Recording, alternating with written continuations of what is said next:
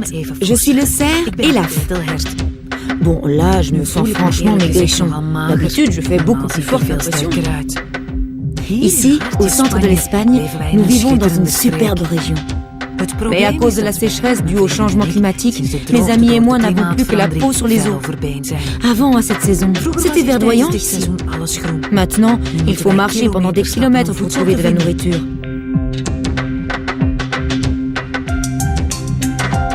Selon les scientifiques, l'Europe du Sud se réchauffe 2 fois plus vite que l'Europe du Nord. Et l'augmentation des sécheresses n'est pas seulement un problème d'ici, l'Afrique en souffre aussi.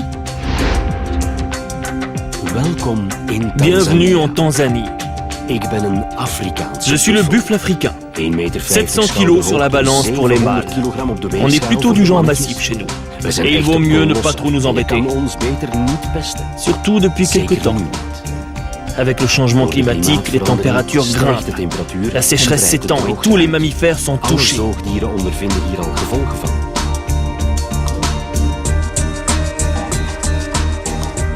Certaines espèces d'antilopes voient déjà leurs effectifs diminuer.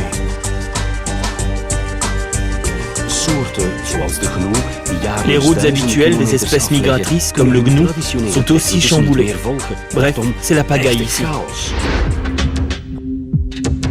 Ont-ils plus de chance dans la forêt tropicale?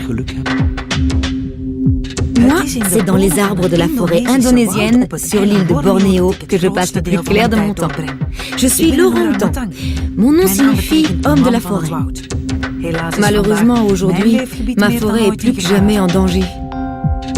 Les menaces sont déjà nombreuses, mais le changement climatique n'arrange rien. La sécheresse dure parfois plusieurs années et les feux de forêt deviennent catastrophiques. Récemment, c'est une surface de forêt grande comme 5 fois la Belgique qui est partie en fumée. Si ça continue, mes arbres seront tous décimés. Et moi, où pourrais-je vivre alors? Par contre, il y en a à qui ça est bien égal. Hello! Non, je ne vais pas vous raconter que la corneille est une espèce menacée. Vous me trouvez partout, à la campagne, mais aussi dans les zones urbaines. Tenez, même dans les pires situations, je m'adapte. Oh là là, ces inondations. Je me suis laissé dire que le changement climatique y est pour quelque chose. En Europe du Nord, centrale et de l'Est, les scientifiques s'attendent à des précipitations de plus en plus fréquentes et abondantes. Cela engendrera un risque croissant d'inondations dévastatrices et dangereuses. On ne veut pas non plus trop d'eau. Même sur le toit du monde, il s'en passe des choses. Salut, je suis le léopard des neiges, grand félin des hautes montagnes d'Asie centrale. L'hiver, je vis dans les forêts himalayennes autour des 2000 mètres. Et l'été, je monte jusqu'à 6000 mètres.